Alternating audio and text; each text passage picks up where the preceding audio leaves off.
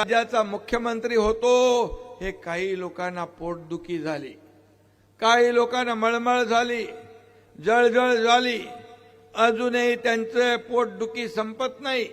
माझ्या लाडक्या बहिणी आणि लाडक्या भावांना सांगू इच्छितो, यांना आता एकदा कायमचा जमाल घोटा देऊन टाका। आणि म्हणून मी आपल्याला एवढंच सांगतो, गरिबी पाहिली आहे, त्यावेळेचा काळ मी पाहिलाय। माझी आई कशी काटकसर करत होती घर चालवताना, हे सगळं मी डोळ्यांनी पाहिलंय। पत्नीची जी काही ओढाताण होत होती ती पाहिली आहे, घरातलं कुटुंब पाहिलंय। आणि अशा परिस्थितीमध्ये जेव्हा मी मुख्यमंत्री झालो तेव्हा मी ठरवलं, या महाराष्ट्रातल्या लाडक्या बहिणी मातांना सरकार म्हणून काहीतरी आपण आधार दिला पाहिजे। आणि म्हणून त्याच्यातून लाडकी बहीण योजनाचा जन्म झाला आणि लाडकी बहीण योजना सुरू झाली। आताही काही लोक विरोधक अफवा पसरवत आहेत, लाडक्या बहीण योजनेचं काय होणार? काही होणार नाही।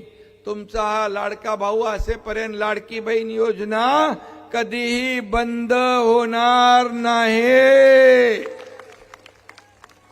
हे मी सांगायला आलोय तुम्हाला। नुसती लाडकी बहीण योजनेपुरतं मर्यादित नाही, थोडा आम्हाला जरा नीट सगळं मार्गावर येऊ द्या। या लाडक्या बहीण ज्या आहेत यांना बचत गटामध्ये देखील आपण ग्रामीण भागामध्ये बचत गटाला अनुदान देतो। अशी शहरात मिळत नाही ना, अर्बनला नाही, पण तुमच्या एकनाथ शिंदेकडे नगर विकास खातं आहे। शहरातल्या पण माझ्या लाडक्या बहिणींना बचत गटाची योजना अनुदान दिल्याशिवाय स्वस्त बसणार नाही, हा देखील शब्द आहे। आणि म्हणून तुम्हाला स्वतःच्या पायावर उभं करण्यासाठी काही योजना आहेत। माझ्या लाडक्या बहिणींसाठी योजना केली, लेक लाडकी लखपती योजना केली, एसटी मध्ये 50% सवलत देण्याचा निर्णय घेतला, त्याचबरोबर मुलींना उच्च शिक्षण घेण्याचा निर्णय दिला। 50% फी होती, 100% फी मध्ये सवलत देण्याचा निर्णय घेतला। शेतकरी सन्मान योजना सुरू झाली, पीक विमा योजना सुरू झाली, अनेक योजना, वयोश्री ज्येष्ठांसाठी योजना सुरू झाली, मुख्यमंत्री युवा प्रशिक्षण योजना सुरू केली। माझ्या काळात आता त्याच्यामध्ये थोडी अडचण आली आहे, ती अडचण देखील दूर करू, युवकांच्या हाताला देखील रोजगार मिळाला पाहिजे, ही भूमिका आमची आहे, ही भूमिका आमची आहे। या राज्यातला सर्वसामान्य माणूस त्याच्या आयुष्यामध्ये सुखाचे समाधानाचे दिवस आले पाहिजे। मी सोन्याचा चांदीचा चमचा तोंडात घेऊन जन्माला आलो नसलो तरी या माझ्या माय भगिनींसाठी, माझ्या शेतकऱ्यांसाठी, माझ्या भावंडांसाठी, त्यांच्या आयुष्यामध्ये सोन्याचे दिवस आणण्यासाठी माझा जन्म झालेला आहे।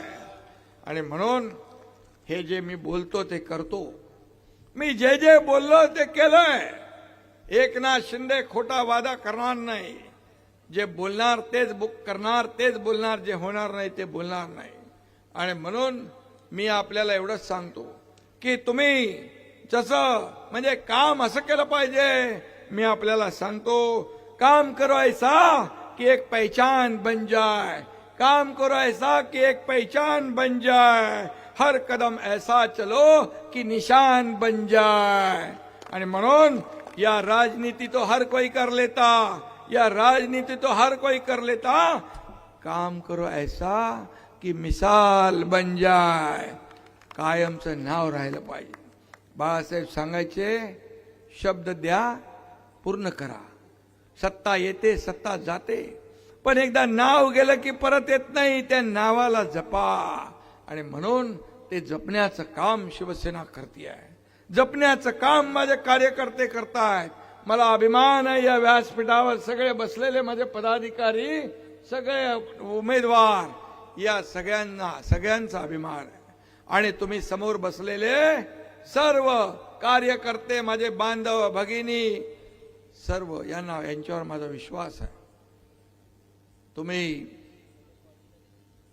ऐश्वर्य आहे, शिवसेनेची संपत्ती कोण आहे?